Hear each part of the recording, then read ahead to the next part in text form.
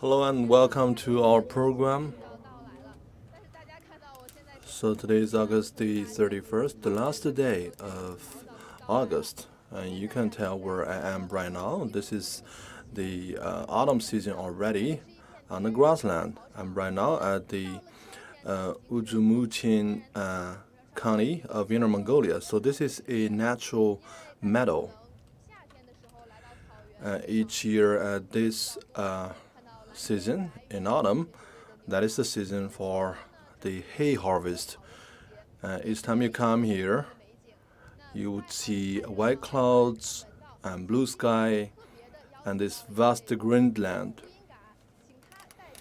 So today I have with me Buiga, who is a shepherd. He's gonna take us on a tour to the autumn scenery in this part of the country. So say hello to our viewers. Good afternoon. My name is Uiga. I come from the Ujumuchin League. So we are right now at a very beautiful, very large meadow, and it's very beautiful. And it was rated as one of the must-go destinations for travelers in 2019. It's a very picturesque place in summer and in early autumn. And you can see that we have entered into the harvest season for the forage grass. So this is the middle of the day, and our shepherds, they need to take a rest before they can come back to this harvest work. Well, you said your the name of your place, but it's very long. Can you repeat that again? So in Mongolian, it was called Nobanga. Actually, it means green spring in Chinese, because we have been living along the streams made of the springs. So that is how the grassland is nurtured over the years. So no wonder you have such green and vast grassland. So autumn is the busiest season for all the shepherds here. Yes, and if you look to the other direction, we have roughly 1,000 mu of the forage grass. Well, if you look to the far place, you would see it's not very flat. It's those small valleys and small hills. And you can see that we have lines and lines of forage grass piled up on the grassland. So this is simply to make it easier for the forage to be collected and to be piled in rows, so when they are in piles, then they wouldn't be blown away. So this is simply to make sure that they don't get blown away. In about 2 to 3 days, we will get it in rows, because they have just been cut off, and there's a lot of humidity contained in grass. If it contains a lot of humidity, and then it would go bad in winter, so we have to dry it for like 2 to 3 days. So why we have to trim the grass? We have to harvest the grass. Well, because we have to reserve the ration for the livestock in the winter, and because in late autumn and in winter, this grassland would be covered by white snow. So that is why we have to harvest the grass right now, just so we can have sufficient amount of food for our livestock in winter. All right, right in front of us, we can see these lines and lines of forage grass.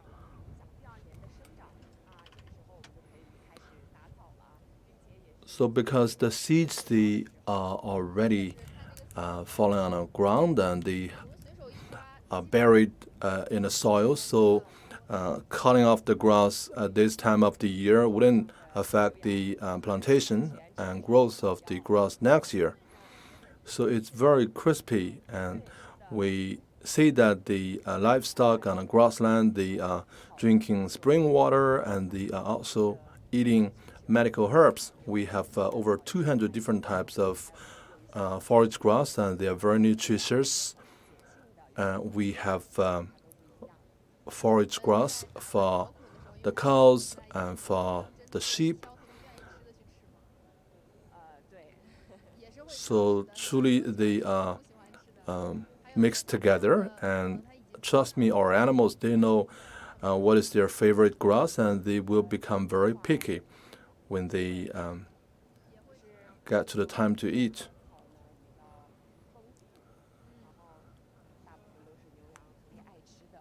So we have plenty of resources of forage grass, and most of this grass, the favorite by the livestock.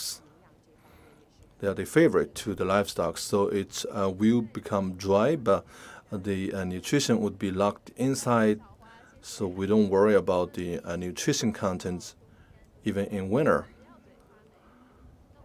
So that's very good because the humidity and the nutrition can be returned even during winter. So we have some sort of humidity, but it wouldn't go bad, and there is a lot of balance that you need to strike, and that is why you need to dry it for 2 to 3 days. Well, because on a grassland it's very windy, and sometimes there is a drought, so you have to dry it for like 2 to 3 days to just release some of the humidity. In winter, we can make sure that there is still sufficient amount of humidity and nutrition in the grass. So in every a few meters, there is a line of grass piles, and what is that? What is that for? Well, you have to look at the landscape, and when you harvest the grass, then you need to cut the grass and then rake it, and then mow the hay, and then put them in a vehicle, and then bring them back to your home for storage. So when we collect them together, we would use a raker so that they would be rolled up in cylinders. What can you do all the different movement together? Yes, as long as you have multiple machinery running at the same time. So if you do it at the same time, you can dramatically improve the work efficiency. Yes, so you can see that this is how they do that, and they cut the grass, and then they rake the grass, and then they dry it. If you simply cut them off and then put them on the ground, then it would be blown away by the wind. So my understanding is that you cut them first, and then you put them in lines, and that is what you mean by raking. And I believe this raking process is also the drying process. And the next step you're going to do is to roll them up in the shape of cylinders, and then you will move them to your home. All right. You can see that right in front of us, we have 2 rows of grass. So what are these machines? So one is the grass trimmer, and the other is the raker. So this is the grass trimmer. You can see that this tractor grass trimmer is able to cut the grass and then trim the grass in lines. All right, we're going to take a look at this one by one, step by step, and let's first take a look at this grass trimmer. So this is the grass trimmer. It has just stopped working, and you can see that we have many blades on this side. So it has actually 2 rows of blades so that you can cover a very large area, and after one journey, it will be able to cut off a lot of grass. Well, I can tell it's at least 2 meters long. So if it's 2 rows of blades, that gives you 4 meters.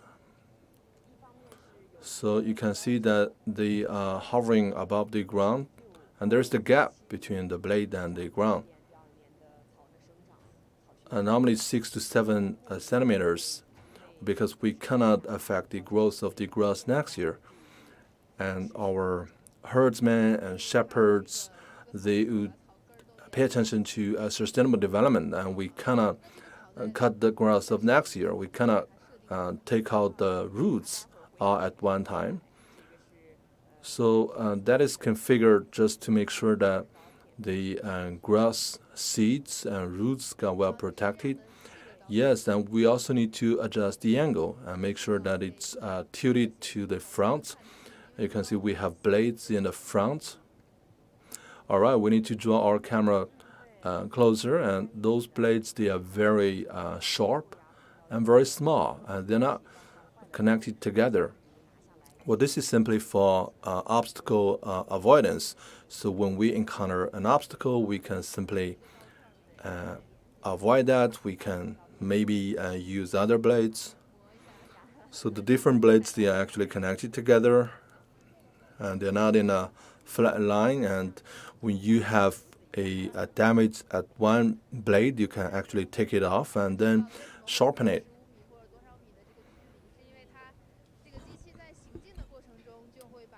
So why there is this centimeter of 6 to 7? Well, because we will have to collect layers and layers of grass. So is that automatic? No, it's semi-automatic, and it's half manual. We have a gear right in the front part of this tractor. So these are just like the curved branches, and you can see that they have the same range of gap between each other. So this is how they rake the grass. So the grass trimmer starts to work at around August the 20th, and after entering the late August, that is the weather. That is the typical weather that we have here today, and it's very windy, especially when you're standing on the grass mountains. So after raking the grass, and this is what you see here. So what is this for? So there are many different shapes. For example, we have a cylinder. We also have a cube. So this is simply the baling press that we use to shape the pairs of grass. So this one, how much does it weigh? So it's roughly 17.5 kilos. When you dry that, it's roughly 15 kilos in winter. It will become a little bit heavier because in winter it's gonna snow, and the precipitation will be soaked in the grass. So even when tied together, it's containing a lot of humidity, and it's also drying given this windy weather. So this is the shape of storage at your home.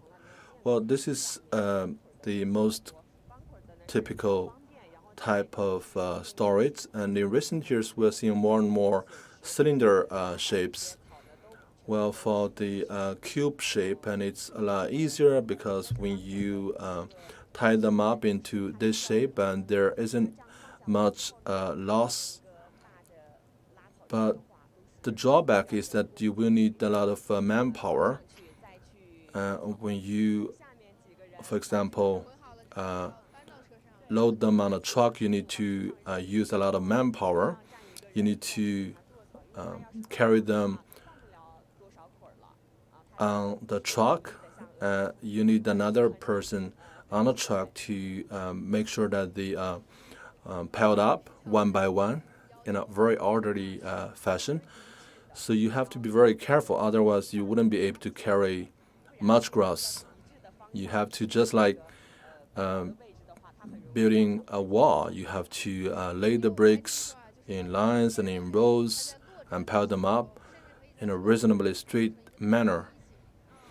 So I heard that those experienced manpower, they can simply present this reversed T shape so that the tow truck can carry a lot of grass at one time. So this one, tell me something about this one. And this is a lot heavier. Well, this is 250 kilos. Wow, that's too much. We wouldn't move that with our bare hands. Well, but if you are pushing towards the other direction, if it's on a ramp, you can very easily push it. So that can save a lot of manpower, and you can simply tie them up in a cylinder and then push them, and you can then meet those cylinder grass at the foot of the mountain. Well, this cylinder shape is becoming more and more popular in recent years. Now we have more and more machines like that, but we cannot have each machine at each household because the machine is very expensive, and it's a lot more expensive than those traditional shapes of cubes. So what about manpower? Well, it's more cost effective. Traditionally, it may be it may seem very cheap, but you'd have to spend 20 days for the harvest. But if we switch to this cylinder shape, we just need to hire a machine. It's one guy doing the job. We only need to spend 5 days to harvest all the forage grass. So that is starting the cutting of the grass to putting them in storage in your home. So it's saving a lot of time. So what do you do for the remaining days that are saved out? Well, we can do other preparatory work because in a few days we're gonna welcome the first snow of the year. We have to upgrade the size of our livestock. So throughout the year, we would spend all the time taking care of the livestock. You wouldn't sharp the sheep outside, but you have to take care of them at home. So this is tied up by machines. Yes, you can see we have a net here. There are a lot of configurations you need to set. When it reaches the weight of 250 kilos, it would automatically start rolling the forage grass up. So you can see that there are multiple layers of the net. This is just to make it very solid. I can see we have at least 3 such layers. So when you need to use or unpack the forage grass, you just need to cut it open, and the grass would be unleashed. So for the traditional cube shape, you just need to cut it open, and then you can take however much you want. So what about this one? This one, they would go loose, and all the grass would be scattered around when you cut it open. No, it actually goes layer by layer, and you can't actually cut it.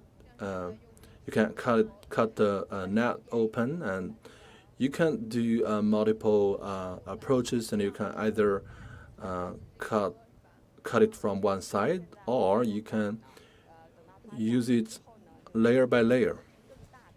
So this truck has not been renovated. After renovation, it would become even larger. It would be carry much more grass just for this cylinder shape. So for grass trimming, you said that now you take only 5 days, and I heard that you start very early in the day. Sometimes it's 4 to 5 o'clock in the morning. Yes, we have to be up early for the grass trimming, and because we need to cut off the grass just so we have more time to make it dry in the wild. It also depends on the weather. When it is raining, you have to put you have to put the forest grass in the wild for longer days. Well, even in rain weather, we can trim the grass, but the grass they may easily go bad on the ground, so that's why you need longer days dry, to dry the grass. So I believe that when it is raining, it takes much more effort to cut the grass.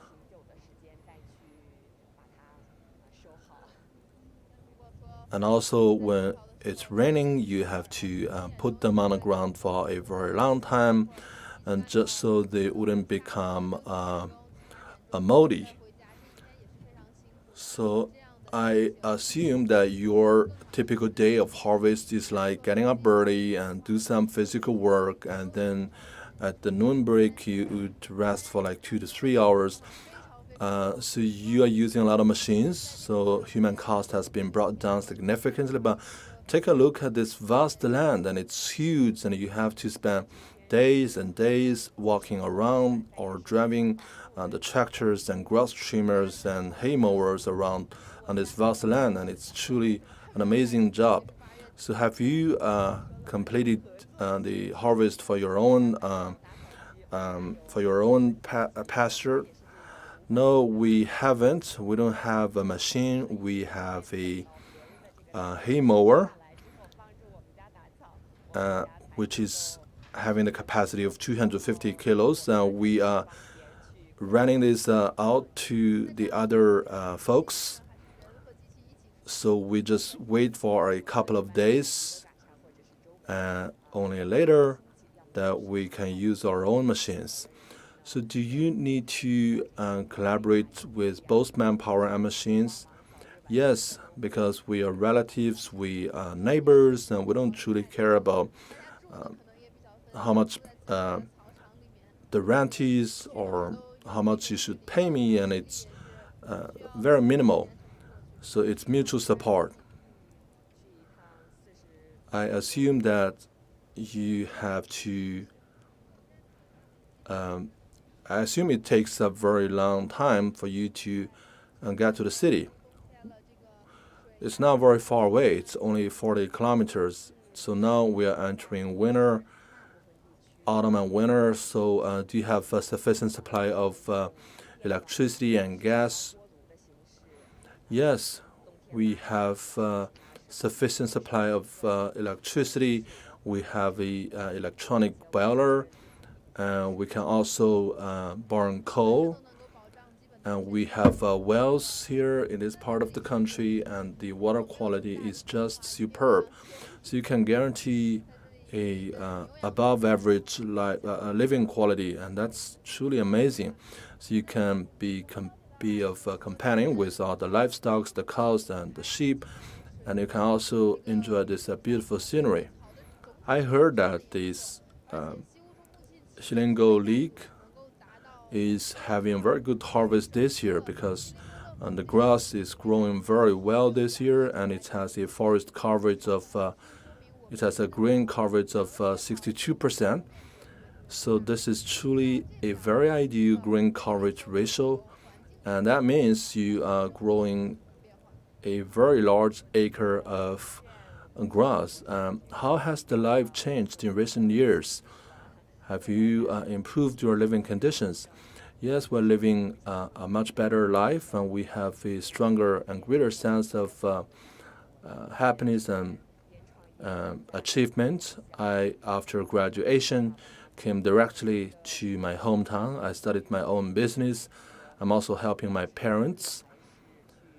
For young folks like us, no matter it is working other jobs or starting your own business, I think there's a lot of opportunities for you to do right at your hometown. I'm also doing self-media. I have a very stable and fast internet connection, and our traditional harvest of the grass is now empowered by machinery, and there are preferential policies from the government. For example, we have all sorts of subsidies.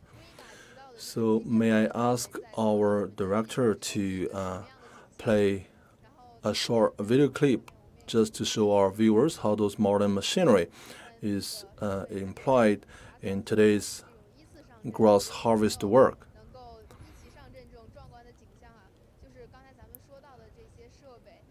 I can see that all the machineries, they are working and they are improving the productivity of your work. And you said that not every household has all those machines, and you may have a grass trimmer at your house, and your neighbor may have a hay mower. So it's surprising to learn that you put together your resources so that you can support each other in a very friendly manner. So was it like this in the past? I was born in 1995. I didn't know what was truly going on before my birth, but I heard from my older generation that life was truly difficult in the early days, and you have to cut the grass using sickles, and it's truly a lot of manpower, and you need to mobilize all the farmers, all the herdsmen, so that we all go out to the grassland to cut the grass, and it's really a lot of work. So are you planned to get engaged in the harvest this year? Well, right now we're using all the machinery, and all I can do is to get on a tractor and do some driving. Well, how does it feel like? I mean, sitting on a machine and doing the grass. Well, I have been doing this for quite a number of years, and I don't have any special feelings, but I do feel that my hometown is very beautiful, and all the clouds, they are very low, and all you see is this vastness of green. And I heard that there is a natural preservation zone. Yes, we have the Gulu Natural Preservation Zone. So is it far away from here? No, it's very close, and it's even greater. It's even more beautiful. And we have the lush grassland. We have the white clouds. So this is just the grassland, and if you move further to the north, you'd have those lush forests, and they also have grassland. So it's truly very beautiful. So Inner Mongolia Plateau is having this typical landscape like this, and it's very windy, and it's not a very good environment for conversations like this. And I hope that next time I come, when the weather is very ideal, you can bring me on a tour to those machinery so that I can experience myself what is it like to be engaged in this harvest of the forage grass. Well, thank you also to our viewers, and I hope that one day you can come to our hometown. And what can they find you when they come here? Absolutely, I can bring you some experience of the grassland life. All right, thank you for watching our program. Bear with us because it's very windy. We truly have felt the hospitality of the herdsmen, of the shepherds, and their lifestyle has definitely changed, and for the better. And I wish you the very best harvest this year. I hope that all the livestock, they can have a very pleasant autumn and winter. All right, this is all to today's program. Thank you very much for watching. Bye.